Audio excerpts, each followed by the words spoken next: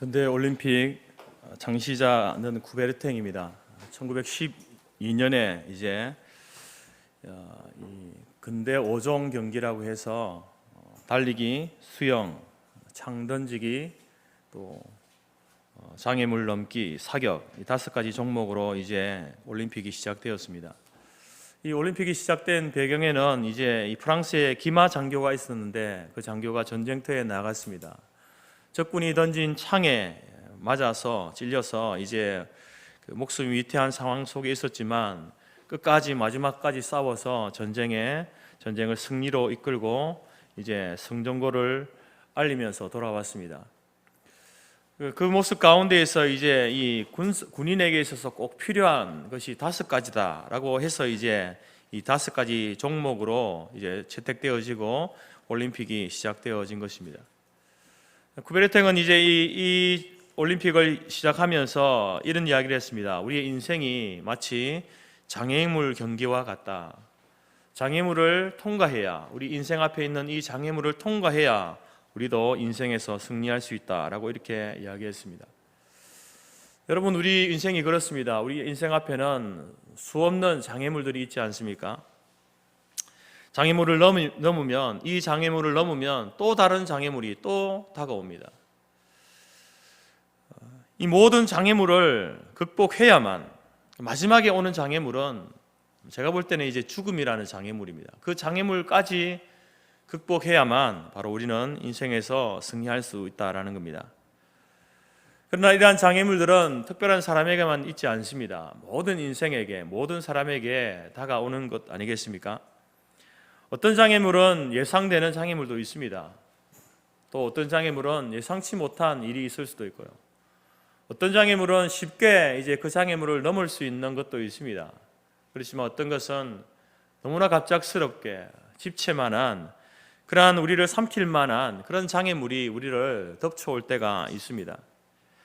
그 장애물이 무엇이든지 간에 우리는 그것을 뛰어넘어야 되죠. 극복해야 합니다.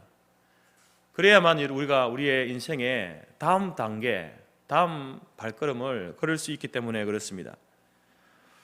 오늘 다니엘이 맞닥뜨린 이 장애물이 바로 예상치 못하고 어린 나이에 이 다니엘에게 있어서, 이 당시 다니엘의 나이가 어떤 사람은 12살에서 14살이다, 어떤 사람은 14살에서 17살이다, 어떤 사람은 20살까지 이렇게 보지만 청소년이고 청년이지 않습니까? 이제 갓 청소년, 청년이 된 어린 나이에 다니엘이 극복하기에는 참으로 힘든 장애물이었습니다.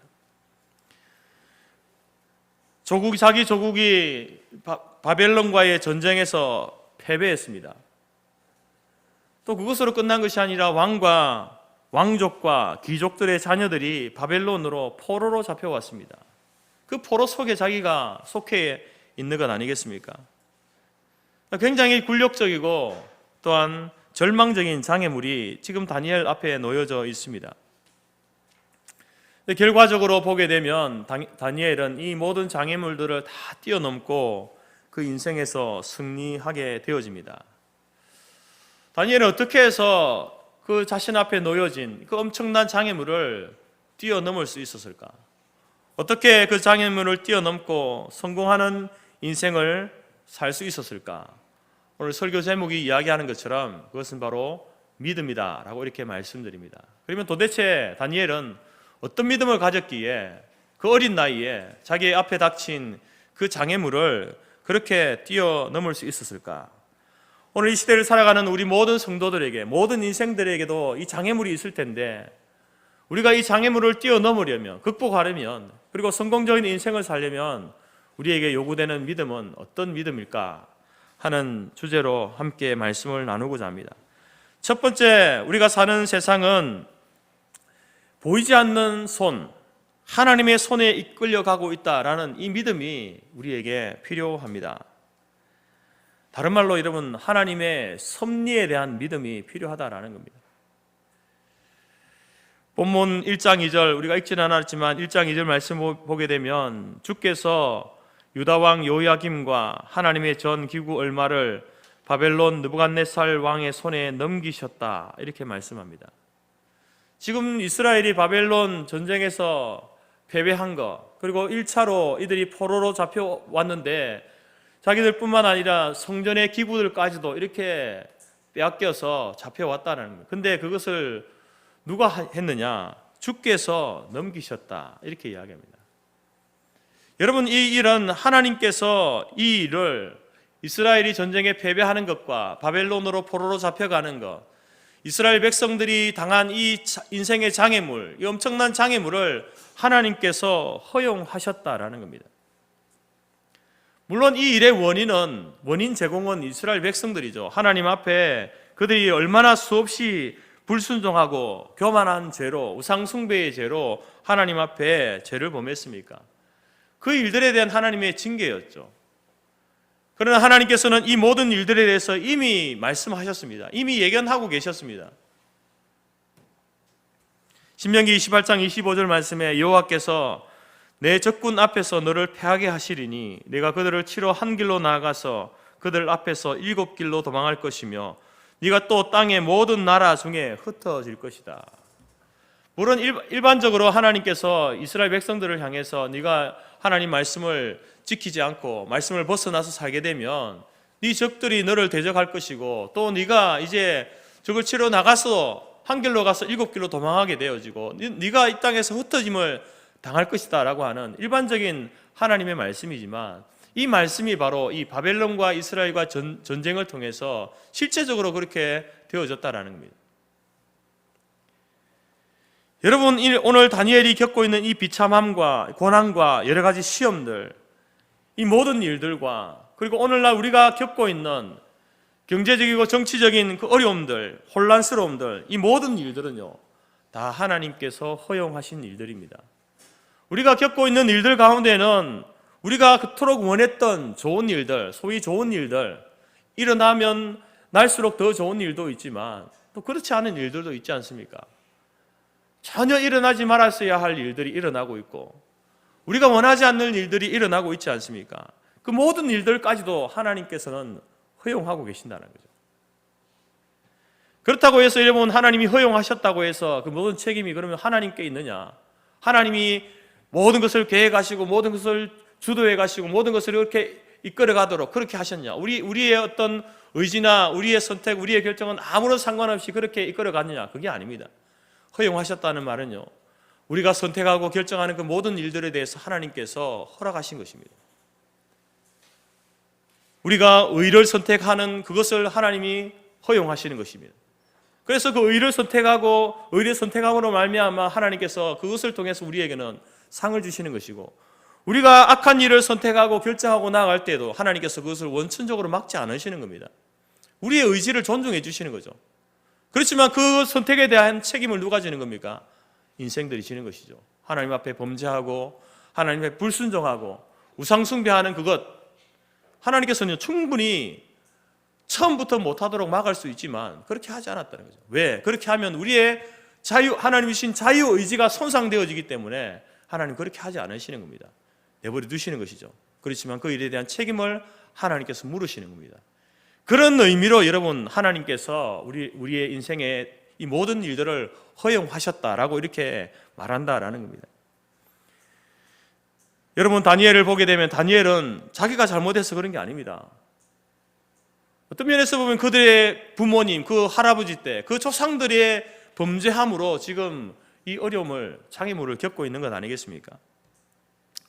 우리가 당대의 의로운 자였던 욥도 마찬가지입니다. 욥도 여러분 철저하게 망가지는 모습을 우리가 보게 됩니다. 그 고난을 당하는 것을 보게 되죠. 자신의 재산을 다 잃어버리고 자녀들을 이 죽임을 당하고 자신의 건강도 잃고 자신의 주변에 있던 사람들마저도 모두 자기를 외면당하는 그러한 모습이 그들 가운데 있었습니다. 물론 이것은 사단이 하나님 앞에 의롭게 사는 욥을 시기하고 질투하여서 생긴 일이지만 사단이 그런 요구를 할 때 하나님께서 그것을 허용하지 않습니까? 왜 허용하셨겠습니까? 욥에게 있어서는 하나님은요, 욥은 아무리 사단이 유혹하고 시험하고 어떤 고난을 준다 하더라도 결코 나를 떠나지 않을 것이다, 하나님을 떠나지 않을 것이다 라는 확신이, 믿음이 있었기 때문에 하나님께서 그 일을 허용하신 것입니다.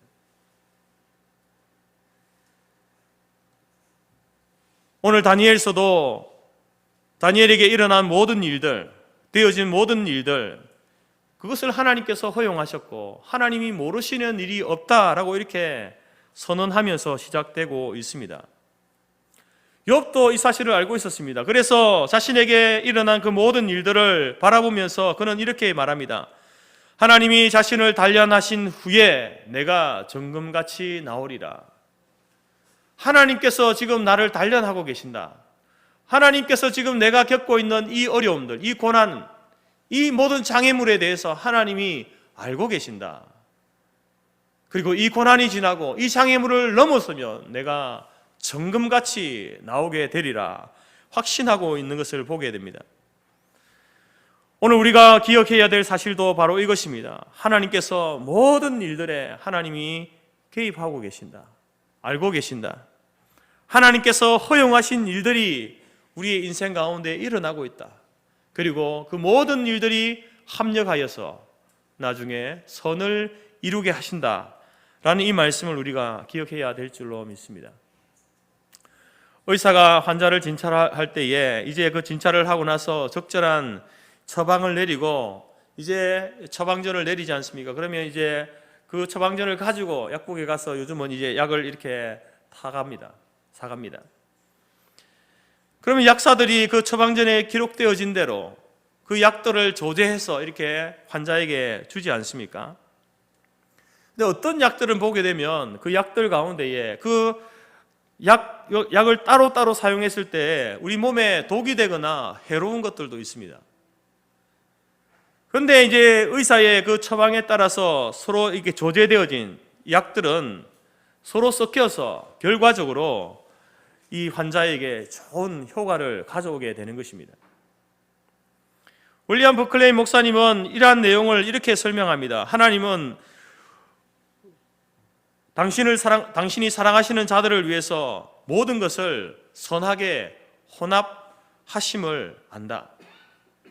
하나님께서 우리의 인생 가운데 좋은 일들, 또 우리가 원치 않은 그 고난과 장애물의 그 모든 일들을 하나님께서 이렇게 잘 혼합하여서 결과적으로 선하게 만들어 가시는 분이다. 이렇게 말하고 있다라는 겁니다. 우리가 겪어온 많은 인생의 일들 가운데에 그 인생에서 하나를 탁 떼놓고 보면요, 전혀 선하게 보이지 않는 일들이 있지 않습니까? 정말 이러한 일들만큼은 내 인생 가운데 일어나지 말았으면 좋았을 그러한 일들이 있는데, 근데 하나님께서 그 모든 것들을 이제 다 섞어서 이렇게 인생이라고 하는, 장창호라고 하는 인생을 탁 내놓았을 때 그것을 보게 되면, 아, 그래서 그랬구나, 하나님께서 참으로 선하시구나 라는 사실을 알게 된다라는 겁니다.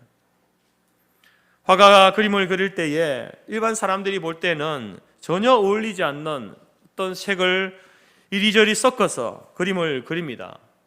처음 그림을 그리는 것을 볼 때는 도대체 이 사람이 무엇을 그리려는지 알 수 없는 그런 그림을 볼 때가 있는데, 나중에 여러분 그림이 다 완성되어졌을 때에, 그림이 그려지고 다 그림의 색이 칠해져 있을 때에 모든 이들이 감탄할 만한 작품이 나오지 않습니까?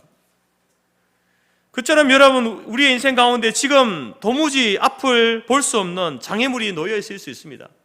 왜 이런 일들이 일어났는가? 이해할 수 없는 일이 우리 앞에 일어날 수 있고 일어나고 있습니다. 도대체 어떻게 해야 이 일의 해결의 실마리를 풀어갈 수 있을지 알 수 없는 그러한 일들이 펼쳐지고 있지 않습니까? 그럴 때 여러분, 위대한 의사 되신 하나님이 우리 가운데 올바른 처방을 내리셨다라는 사실을 여러분 알고 기다리시기 바랍니다. 어쩌면 하나님께서 지금 나의 인생에, 나의 삶에 골문 부분을 도려내고 있을지도 모르는 거예요. 그래서 우리가 너무나 고통스럽고 괴로울 수 있는 거예요. 어쩌면 여러분, 하나님께서 이제 그 수술이 마치고 난 이후에 그 부분을 꿰매고 있는지도 모릅니다. 아니면 이제 우리가 다 수술을 다 마치고 나서 마취해서 풀려나고 있어서 더 아픈지도 모르지 않습니까? 여러분, 지금도 하나님께서는 우리의 인생 가운데 보이지 않지만 그 하나님의 손이 바쁘게 우리의 인생을 만져가고 있음을 여러분 신뢰하시기 바랍니다. 이것이 바로 인생의 장애물 앞에 고난을 당하는 성도들이 대하는 바른 태도다라는 사실입니다. 이렇게 하나님께서 내 인생을 만지시고 이끌어 가시고 하나님이 모든 것을 아시며 섭리해 가신다라는 이 믿음이 우리 가운데 필요하다라는 것입니다. 이러한 믿음이 없는 사람은요, 인생의 계획을 바르게 세울 수 없습니다. 이러한 믿음이 없는 사람은 그냥 인생을 위기 앞에서, 고난 앞에서, 장애물 앞에서 그냥 지푸라기라도 잡기 위해서 수단과 방법을 가리지 않고 그렇게 살게 되어 있다라는 겁니다. 그런데 오늘 어린 다니엘은 그렇게 살지 않았습니다. 지금 여러분, 이제 나라가 전쟁에서 패하고 포로로 잡혀온 것도 서럽고 억울한데 지금 다니엘의 발목을 잡고 있는 것이 무엇입니까? 왕이 주는 음식을 먹어야 하느냐 마느냐, 이 문제입니다. 여러분, 지금 바벨론의 이 왕이 주는 이 음식은 바벨론 신에게 제사를 드리고 난 후에 나누어 주는 음식입니다. 그래서 이 음식을 먹는다는 것은 간접적으로 그 우상 제사에 참여하는 것이 되는 것입니다. 비록 다니엘이 지금 몸은 포로로 와 있지만 그의 마음은, 그의 정신은요, 포로가 아니죠. 여전히 그는 하나님의 백성입니다. 하나님을 섬기는 하나님의 백성입니다. 근데 왕이 주는 이 음식을 먹게 된다고 한다면 그는 이제 몸만 아니라 그 마음까지도, 정신까지도 포로가 되기로 작정하는 것이 되기 때문에 그는 그렇게 할 수가 없었던 겁니다. 그러면 왕이 주는 음식을 먹지 않으면 어떻게 됩니까? 그는 왕명을 어긴 죄로 아마 죽임을 당하게 될 것입니다. 이런 상황에서 다니엘이 어떤 행동을 하고 있습니까?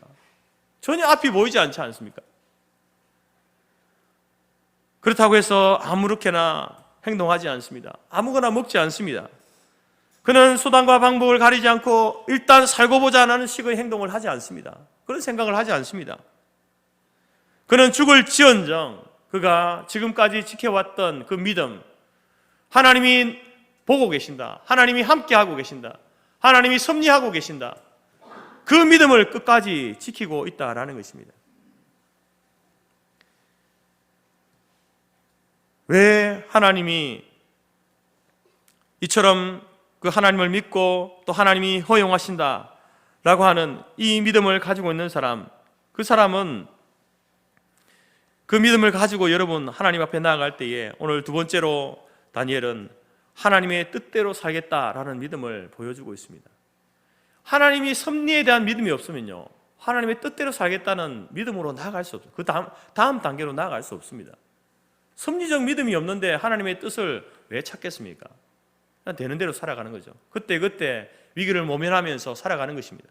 그러나 오늘 다니엘은 하나님의 뜻대로 살겠다는 믿음을 보여주고 있습니다.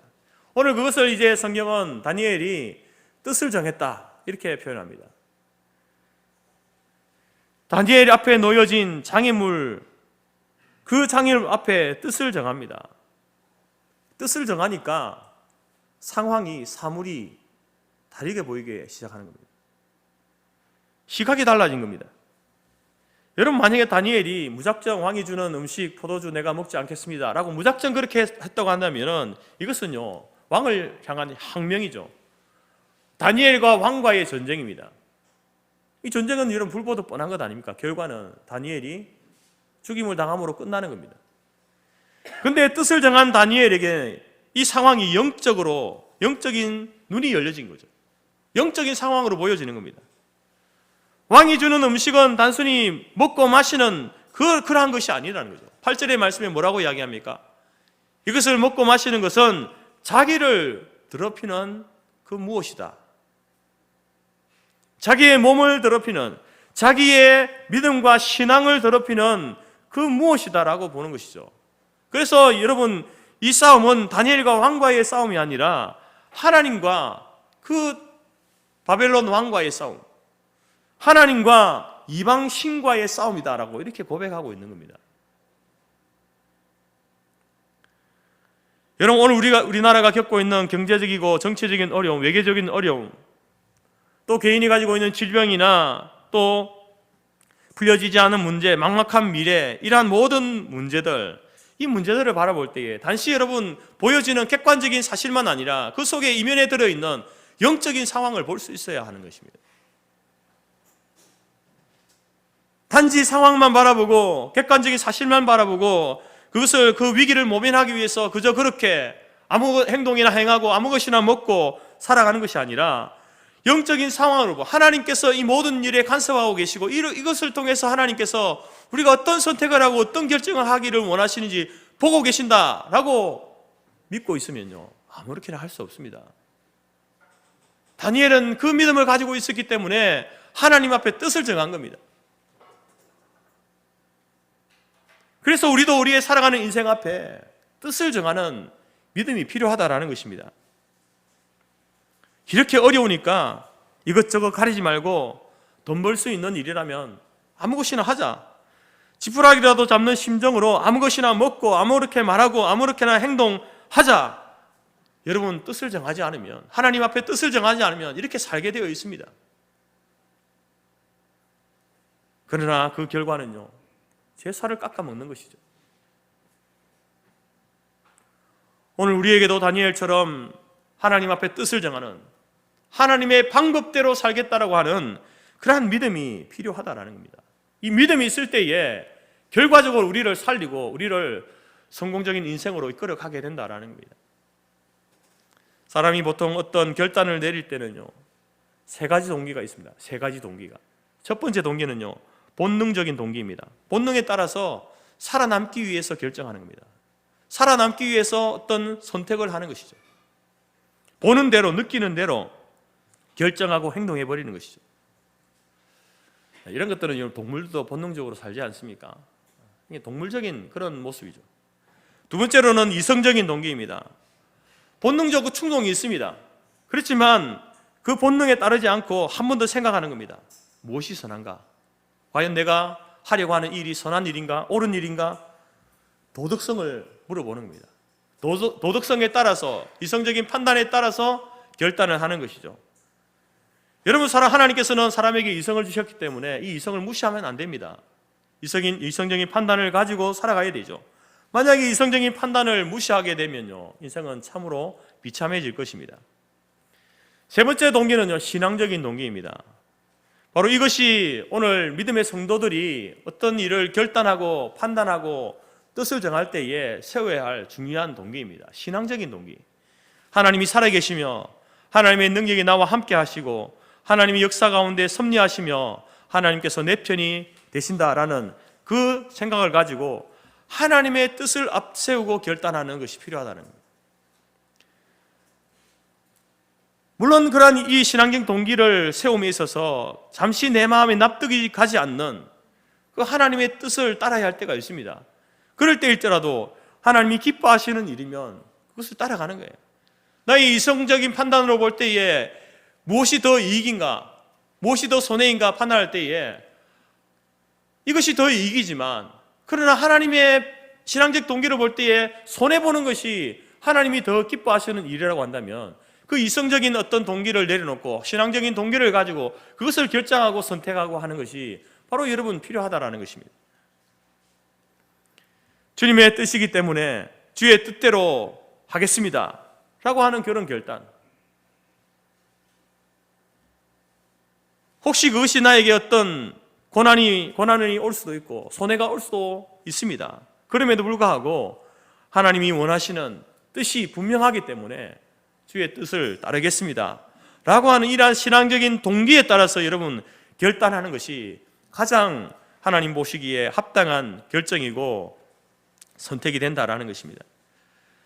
이러한 우리의 생애가 여기에서 결정이 되는 것이죠. 믿음의 성도들은요, 인생이 여기에서 결정되는 겁니다. 과연 그 사람이 그냥 단순히 본능적으로 아니면 이성적인 동기를 따라서 인생을 결정하고 선택하고 나아가느냐, 아니면 그것을 넘어서서 그것을 뛰어넘는 신앙적인 동기, 그것이 최우선하고 제일 중요시 여기면서 인생을 결정하고 선택하고 나아가느냐, 여기에 따라서 여러분 영원한 행복과 불행이 갈라지는 것이죠. 하나님이 주시는 참된 인생의 승리를 맛보느냐, 아니면 패배 가운데 살아가느냐 나누어지게 된다라는 것입니다. 여러분은 여러분의 인생의 장애물 앞에서, 하나님 앞에서 신앙적 동기를 가지고 정한 뜻이 있습니까? 우리의 이성으로 정말로 어렵고 힘든, 어떻게 이 문제를 해결해 나가야 할까 고민되고 혼동스러운 그 상황 가운데 여러분들은 다니엘처럼 뜻을 정하여서 하나님 앞에 행동하는 일이 있습니까? 여러분, 이 다니엘이 행한 이것은요, 나중에 다니엘이 또 이제 이스라엘 향하여서 이렇게 날마다 시간을 정해놓고 기도하지 않습니까? 왕이 주는 음식과 포도주를 먹지 않겠다는 것과 그 하나님을 향해서 늘 날마다 기도한다는 것은요, 어떻게 보면 신앙에 있어서 가장 기본적인 것입니다. 가장 초보적인 것입니다. 여러분, 우리가 우리의 인생의 위기 앞에서 우리가 하나님의 뜻을 따라 결정해야 되는 것은 어려운 일들이 아닙니다. 믿음을 가지고 있는 성도들이 가장 기본적이고 가장 초보적인 그러한 요구들을 하나님께서 우리에게 요구하시는 것이죠.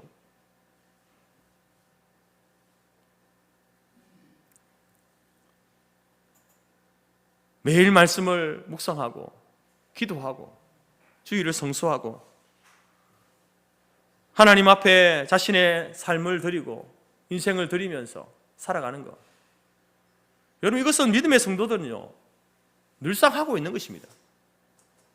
그런데 이러한 것들이 인생의 고난이 왔을 때, 위기가 왔을 때에, 인생의 장애물 앞에 있을 때에 그때에도 동일하게 변하지 않고 그것을 뜻을 정하여 선택하느냐는 겁니다. 평온할 때는 그렇게 하지만 어려움이 오면은 하나님, 지금은 어려우니까, 힘드니까, 내가 아프니까, 내가 어려우니까 잠시 이것을 내려놓겠습니다. 여러분, 이것이 뜻을 정하는 모습이 신앙적 동기 가운데 뜻을 정하는 것이 아니다라는 것이죠. 이것은 굉장히 이성적인 동기 가운데 하는 것이죠.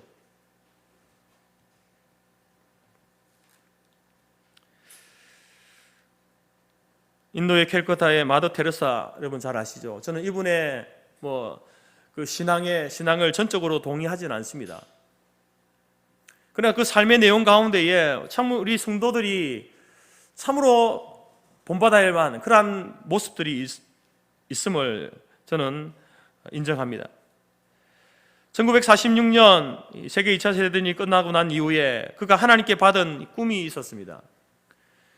그 이전에 그는 이제 같이 수도원 생활을 했었는데요, 그는 이렇게 말했습니다. 나에게 동전 3개가 있고 하나님이 주신 꿈이 있습니다. 그래서 저는 이제부터 고아원을 세우려고 합니다. 전쟁 이후니까 얼마나 많은 고아들이 있었겠습니까?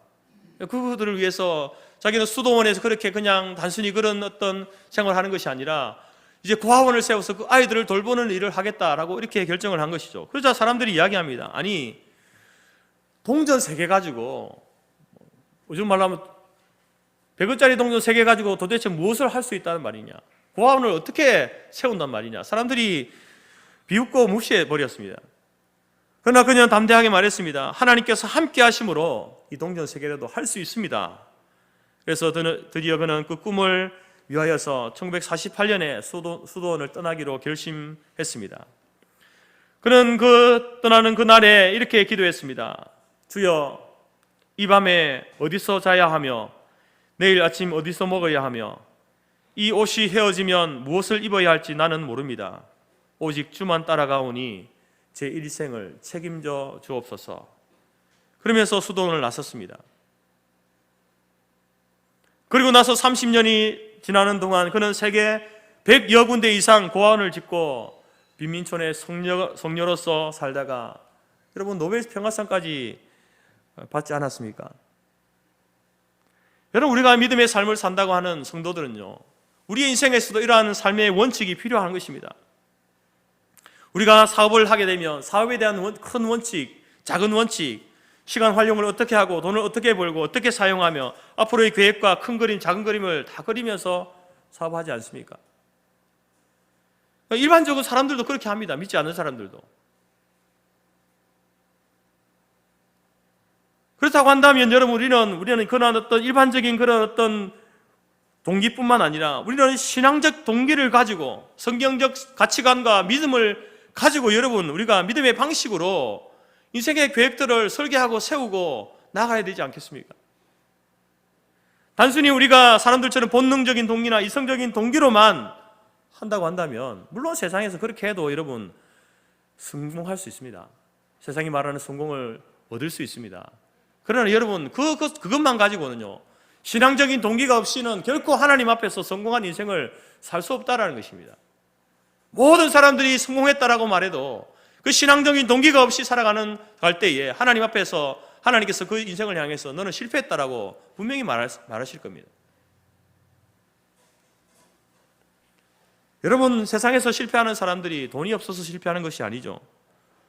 돈도 풍성하고 아이디어도 많고 사람도 많습니다. 근데 뭐가 없냐면 뜻이 없는 것이죠. 계획을 세우지 않는 겁니다. 철저한 계획을 세우지 않는 것이죠. 여러분, 아무리 구멍가게를 해도요, 계획을 세우지 않으면 그 구멍가게에 성공할 수 없습니다. 계획을 세워야 됩니다. 그렇다고 한다면 우리가 믿음의 삶을 살고 믿음의 인생을 사는 이 인생에서는요, 더욱더 여러분 신앙적인 동기가 필요한 것입니다. 믿음의 삶을 성공적으로 살겠다라고 하는 그러한 동기가 필요한 것이죠. 하나님의 뜻대로 살고자 하는 그 삶의 의지와 믿음이 없으면 성공할 수 없습니다. 오늘 여러분 청소년, 청년 이 다니엘이 세운 뜻이 바로 그것입니다. 하나님의 뜻대로 살겠습니다. 하나님이 기뻐하시는 삶을 살겠습니다. 그것을 설정하고 정한 것입니다. 그래서 결국 여러분 그는 하나님 앞에서 성공한 인생으로 인정받은 모습을 보게 되는 것이죠. 저와 여러분이 본능을 따라서만 사는 존재도 아니고 이성을 따라서만 사는 존재도 아니고 우리는 믿음을 따라 사는 사람들 아닙니까? 그러면 신앙적인 동기를 가지고 여러분 인생의 모든 계획들을 세울 때에 큰 장애물이 왔을 때에 어려움이 왔을 때 고난이 있을 때 그때라도 여러분 신앙적인 동기를 가지고 하나님의 뜻을 쫓아서 인생의 계획을 설계하고 그것을 끝까지 지켜나갈 수 있는 저와 여러분이 될 수 있기를 간절히 바랍니다. 세 번째로 인생 앞에 놓여진 장애물을 뛰어넘으려면 하나님을 시험하는 믿음의 모험심이 필요합니다. 여러분, 이 하나님을 시험한 이 믿음의 모험심, 이것은 위험한 모험심이 아니죠. 믿음의 모험심이 필요합니다. 믿음의 모험심. 오늘 다니엘이 이제 자기는 채식을 먹겠다, 물만 마시겠다 이렇게 선포하지 않습니까? 여러분, 그 선포하고 난 뒤에 이제 고기를 먹는 사람과 왕이 내려준 진미를 먹는 사람과 그냥 채소를 먹는 사람과 이제 이렇게 대결하게 되어질 때에 다니엘과 그 친구들은 무엇을 했을까요?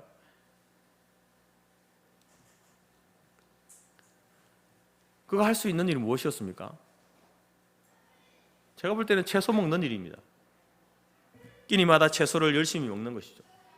물을 마시는 것이죠.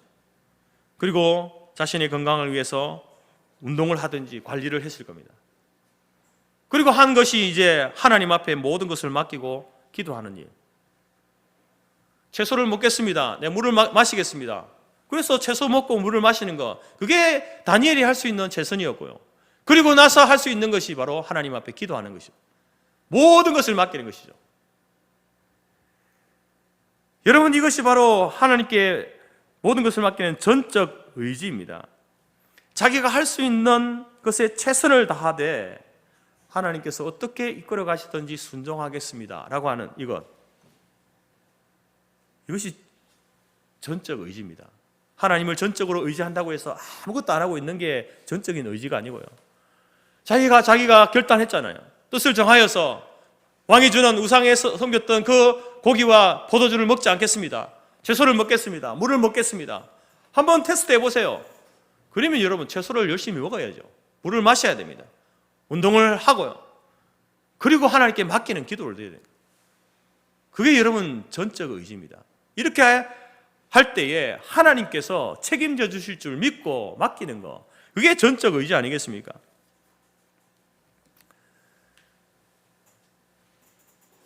청소년 수련회에 가게 되면 이제 공동체 훈련을 하게 되는데요. 공동체 훈련 중에 이제 그 과정 중에 이런 게 있습니다. 어두컴컴한 밤에 아이들을 이제 산속으로 한 명씩 보내는 거죠. 전등을 줘서 보내는 게 아닙니다. 또 여러 명이 짝을 이뤄서 가는 것이 아니라 혼자 보내면서 손전등도 없이 그리고 눈을 가린 채 그렇게 보냅니다. 여러분, 밤에 아이들이 그 산길을 혼자 어두컴컴한 중에 그리고 눈을 가린 채 가면요, 두려움이요 엄청나게 옵니다. 공포심이 커지죠. 그런 이제 훈련을 하게 되는데요. 그런데 한 가지 규칙이 있습니다. 뭐냐면 줄만 잡고 가라는 거예요. 줄만. 미리 그 산속에다가 이제 길을 따라가 있는 게 아니고 길을 없는 곳에 골라서 나무와 나무 사이를 줄을 다 연결해 놓는 것이죠. 시작부터 마지막 결승선까지 줄을 연결해 놓습니다. 그래서 네가 이제 그 어두컴컴한 눈을 가리고 그 밤중에 그 무서운 산속에서 혼자 이제 그 코스를 가게 될 때에 절대 놓지 말아야 될 것이 있는데 이 줄을 놓아서는 안 된다. 이 줄을 꼭 붙들고 가야 된다. 그 길이 가시밭길이든지 좁은 길이든지 낙엽에 발이 미끄러지고 넘어져서 무릎이 깨어지는 한이 있어도 절대로 이 줄을 놓쳐서는 안 된다. 이것이 하나의 규칙이었습니다. 그 줄을 놓쳐버리게 되면요, 길을 잃어버리게 되는 거죠. 여러분, 그러면 그 훈련을 받는 아이는 어떻게 하면 되겠습니까? 어떻게 하면 끝까지 갈 수 있습니까? 줄만 잡고 가면 되는 겁니다. 자빠져서 무릎이 깨지고 그 마음속에 두려움이 몰려와도 부닥칠 수도 있고요, 가시에 찔릴 수도 있습니다. 무릎에 생채기가 날 수도 있습니다. 그러나 여러분, 그렇다 할지라도 어떤 어려움이 있어도 끝까지 줄만 잡고 가면요, 결승선까지 갈 수 있는 거예요. 여러분, 우리의 인생이 바로 아무리 인생이 복잡다단하다 해도 많은 고난과 어려움이 있다 해도 이 공동체 훈련과 같은 겁니다. 여러분, 지금 여러분이 어렵고 힘들어도 넘어져서 무릎이 깨어져서 피가 철철 흘러도 이 믿음이라고 하는, 하나님을 전적으로 의지한다라고 하는 이 믿음이라는 이 줄만 붙들고 있으면요, 우리는 결승선까지 갈 수 있는 겁니다. 물론 넘어져서 무릎이 깨어지고 피어날 수 있죠. 아플 수 있습니다. 다른 사람들보다 더 시간이 더 오래 걸릴 수도 있습니다. 결승선까지 가는데. 그렇지만 그 줄만 놓지 않으면 여러분, 우리는 골인할 수 있는 거예요. 성공할 수 있는 겁니다. 사랑하는 성도 여러분, 지금 여러 가지 어렵고 힘든 일들, 경제적으로, 정치적으로, 사회적으로 여러분, 우리의 마음을 힘들게 하는 일들이 얼마나 많이 있습니까? 두렵게 만드는 일이 얼마나 많이 있습니까? 혹은 개인적으로 여러분들이 경제적으로 어렵습니까? 육체적으로 질병 가운데, 어려움 가운데 있습니까? 가정적으로 어려움이 처해 있습니까? 그렇다고 한다면 하나님께서 우리에게 주신 무기가 있습니다. 이 믿음이라고 하는 무기를 사용하시기 바랍니다. 하나님께서 나의 모든 인생을 이끌고 계신다는 이 믿음을 사용하십시오. 이 믿음을 사용하면요, 우리가 인생을 살아가면서 누구나 여러분 인생의 회의감, 인생 무상을 느끼지 않습니까? 내가 무엇하러 이런 인생을 사는가라고 하는 이런 마음을 느낄 때에 이 믿음에 하나님이 나와 함께 하신다, 내 인생을 알고 계신다라는 이 무기를 붙들고 있으면요, 다시 용기가 생기는 거예요. 다시 시작할 마음이 생기는 거예요. 두 번째 무기는 하나님이 기뻐하시는 선한 뜻, 그 뜻이라는 무기를 사용하시기 바랍니다. 하나님의 뜻을 세우십시오. 본능적이고 이성적인 그런 동기만 아니라 신앙적인 동기를 가지고 무엇을 하나님이 원하시는가, 내게 이러한 고난과 이 장애물을 통해서 하나님께서 원하시는 것이 무엇인지 바라볼 수 있고, 그래서 신앙적인 동기를 가지고 뜻을 세우시기 바랍니다. 그럼 그렇게 하면요, 환경은 바뀌지 않습니다. 내가 신앙적인 어떤 뜻을 세우고 살아간다 하더라도 지금 주어진 내 상황이 바뀌는 건 아니에요. 그런데 무엇이 바뀌냐면 내가 바뀌는 거예요. 그 상황을 받아들이는, 맞닥뜨리는, 대항하는 내가 더 힘이 생기고요, 용기가 생기고요, 그래서 환경을 극복하는 지혜가 생기는 것입니다. 세 번째로 하나님을 전적으로 의지하는 믿음의 모험심이라는 이 무기를 여러분 사용하시기 바랍니다. 이 믿음의 줄, 전적 의지라고 하는 이 줄을 붙잡고 나아가면 누구든지 인생의 고린 지점에 도착할 수 있습니다. 하나님이 너 성공했어 라고 하는 그 지점에 이를 수 있다는 것입니다. 사랑하는 성도 여러분, 오늘 하나님께서 우리 모두에게 이 신앙의 무기들을 손에 쥐어주셨습니다. 우리에게 주셨습니다. 이 무기들을 잘 활용하여서 인생의 장애물 그 어떤 것이든지 뛰어넘고 승리하는 삶으로 귀결되어지는 인생이, 저와 여러분의 인생이 되어지기를 간절히 바랍니다. 우리 모든 성도들이 이 믿음이라고 하는 이 줄을 붙들고 여러분 이제 이미 시작되어진 이 경주를 달려갈 때에 이 줄 놓치지 않고 끝까지 붙들고 하나님이 우리에게 주신 그 결승선까지 하나님 앞에 나아가는 우리 모두가 되어지기를 주님의 이름으로 축복합니다. 기도하겠습니다. 하나님 감사합니다. 우리에게 믿음을 주심을 감사합니다. 그러나 때로 우리가 이 믿음을 가지고 살고 있지만 우리 앞에 맞닥뜨린 장애물, 고난과 어려움, 환경 앞에 믿음의 줄을 놓아버릴 때가 있음을 고백합니다. 하나님, 다시 한번 우리가 다니엘을 통해서 바라보는 것은 어떤 상황에서라도 이 믿음의 줄을 놓지 않고 끝까지 붙들고 나아가는 저희들이 되기를 원합니다. 지금도 여전히 하나님께서 우리의 인생을 감찰하시며 알고 계시고 인도하시고 섭리하고 계심을 믿는 믿음의 줄을 붙들게 하여 주옵소서. 모든 장애물과 고난과 어려움 앞에서 좌절하고 포기하지 않게 하시고 하나님의 뜻을 정하고 하나님이 기뻐하시는 그 뜻을 따라 살겠습니다라고 하는 이 결연한 의지를 주 앞에 나타내는 저희들이 될 수 있도록 도와주시고 무엇보다도 하나님을 전적으로 의지하는, 그래서 하나님께서 어떻게 우리의 삶을, 우리의 인생을 이끌어 가실지 믿음의 모험심을 가지고 하나님 하루하루 순간순간 우리의 남은 생애를 살아갈 수 있는 우리 모든 성도들이 되게 하시고 그러한 믿음의 삶을 살아갈 때에 전국적으로 승리하게 하시고 하나님의 놀라운 그 은혜의 상급을 받아 누리는 우리 교회와 모든 성도들이 될 수 있도록 인도하여 주옵소서. 예수님의 이름으로 기도드립니다. 아멘.